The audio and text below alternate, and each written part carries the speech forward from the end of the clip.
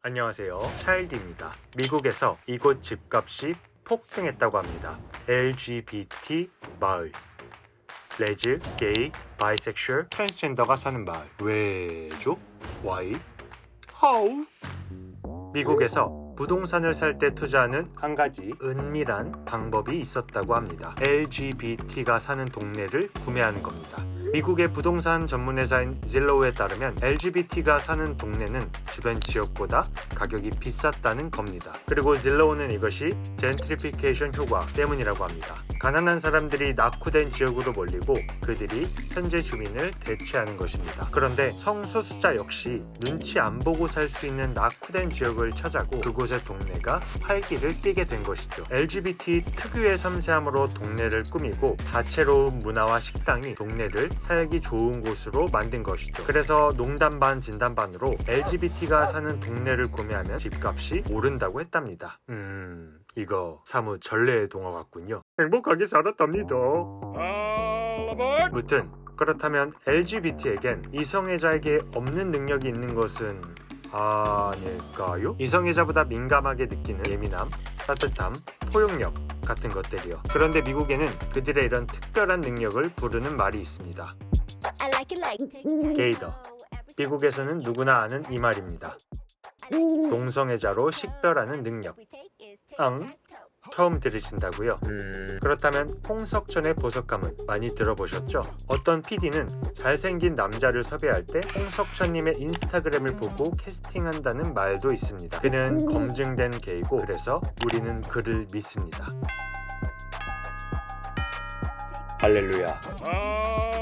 그러니까 게이더는 성적 취향이 동성애자인지 아닌지를 직관적으로 알아채는 능력을 말합니다. 하지만 과학적으로 입증된 개념은 아니죠. 그러나 우리는 홍석천님의 레이더를 믿습니다. 프로 게이인 그에게 무언가 있을 거라고 생각하기 때문이죠. 그런데 저는 이런 게이의 직관적인 능력을 보고 직관적인 감각이 뛰어난 히어로 한 명이 떠올랐습니다. 스파이더맨.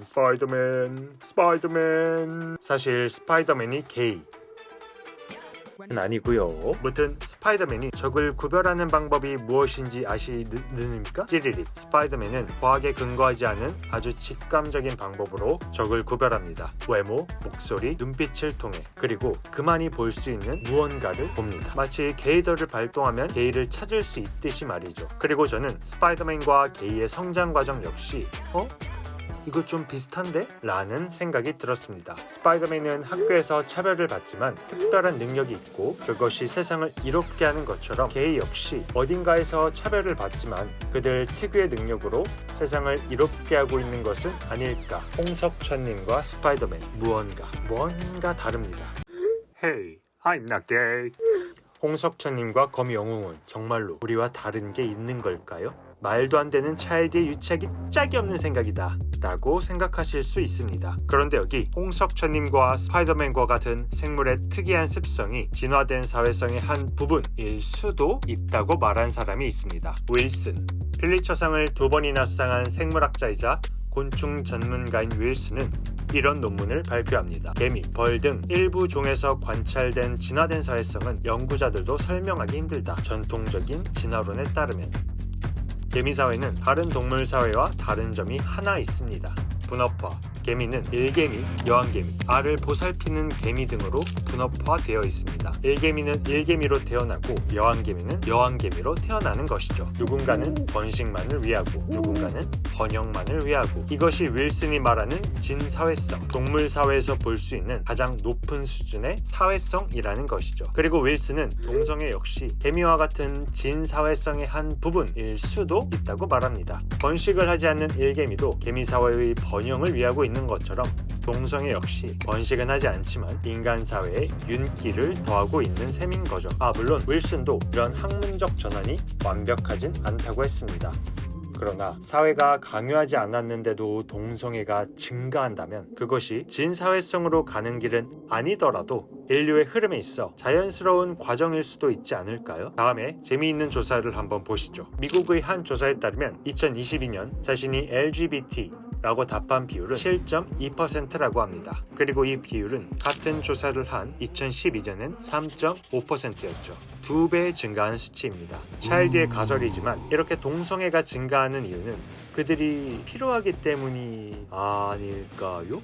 호주의 대학 교수인 앤드류 베런에 따르면 동성애는 사회적 필요로 발전했을 수도 있다고 합니다. 게이의 성관계만으론 아이를 낳을 수 없고 인간의 특성이 진화하려면 유전되어야 하는데 게이는 그럴 수 없기 때문이죠. 하지만 동성애는 계속해서 증가하고 있습니다. 과학적으로 증명할 수 없기 때문에 매우 비약적이지만 이러한 관점에서 앤드류 베런은 동성애가 진화하지 않았어야 한다는 것입니다. 인간의 사회적인 이유, 즉 우리 인간 사회에선 무슨 이유에선가 LGBT가 필요해서라는 것이죠. 마치 일개미 여왕개미가 개미 사회의 번영을 위해 꼭 필요한 것처럼.